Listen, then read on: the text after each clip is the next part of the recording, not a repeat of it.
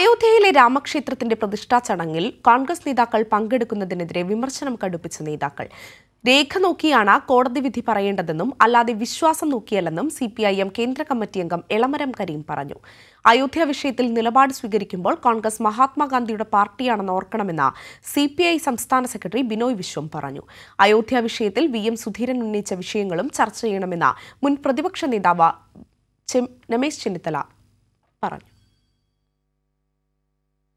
തെളിവുകളുടെ അടിസ്ഥാനത്തിൽ അല്ല, വിശ്വാസം നോക്കിയാണ് ബാബരി മസ്ജിദിന്റെ സ്ഥലം ക്ഷേത്രഭൂമിയായതെന്ന് എളമരം കരീം MP. വിധിയുടെ യുക്തി ചോദ്യം ചെയ്തത് CPIM മാത്രമാണെന്നും കേസിൽ വിധി പറഞ്ഞ ജഡ്ജി പിന്നീട് MP ആയെന്നും എളമരം കരീം കൂട്ടിച്ചേർത്തു. 1947 ശേഷം 48 തർക്കമുണ്ടായപ്പോൾ ബാബറി മസ്ജിദ് ശ്രീരാമ ജന്മസ്ഥലത്താണെന്നുള്ള ആക്ഷേപമുണ്ടായി.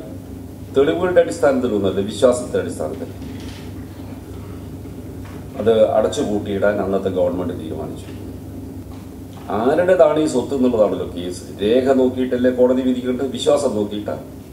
ഈ വിധി ന്യായത്തെക്കുറിച്ച് പരസ്യമായ ഒരു വിമർശനം ഉന്നയിച്ച ഇന്ത്യ രാജ്യത്തെ ഏക രാഷ്ട്രീയ പാർട്ടി CPIM മാത്രമാണ്.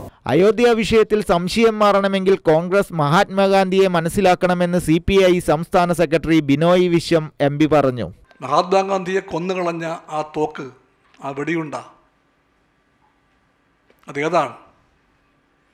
ആ കാഞ്ചി വലിച്ച ആളാരാണ്? ആ കാഞ്ചി വലിപ്പിച്ച ആശയം ഏതാണ്? അതെല്ലാം അറിയാമായിരുന്നുവെങ്കിൽ ഗാന്ധിജിയുടെ പാർട്ടിക്ക് ഈ സന്ദേഹങ്ങൾ ഉണ്ടാകാൻ പാടില്ലായിരുന്നു.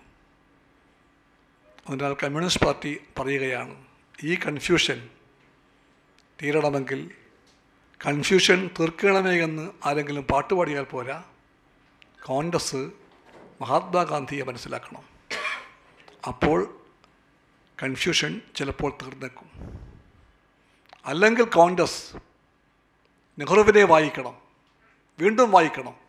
VM സുധീരൻ മുതിർന്ന നേതാവാണെന്ന് മുൻ പ്രതിപക്ഷ നേതാവ് രമേശ് ചെന്നിത്തല. അയോധ്യ പ്രതിഷ്ഠയിൽ പാർട്ടി എടുക്കുന്ന തീരുമാനം ആയിരിക്കും തൻ്റെ അഭിപ്രായമെന്നും രമേശ് ചെന്നിത്തല കൂട്ടിച്ചേർത്തു. VM സുധീരൻ ഒരു സീനിയർ നേതാവാണ്.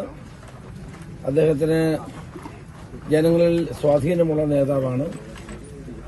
അദ്ദേഹത്തിന്റെ അഭിപ്രായങ്ങൾ പാർട്ടി ഗൗരവമായി തന്നെ എടുക്കേണ്ടതാണ്.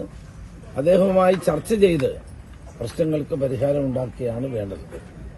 പാർലമെന്റ് തെരഞ്ഞെടുപ്പ് അടുത്തിരിക്കെ അയോധ്യ പ്രതിഷ്ഠാ ചടങ്ങിൽ പങ്കെടുക്കുന്നതിനെക്കുറിച്ചുള്ള നിലപാടിൽ കോൺഗ്രസ് പ്രതിസന്ധിയിലായിരിക്കുകയാണ്. News desk Kairali news.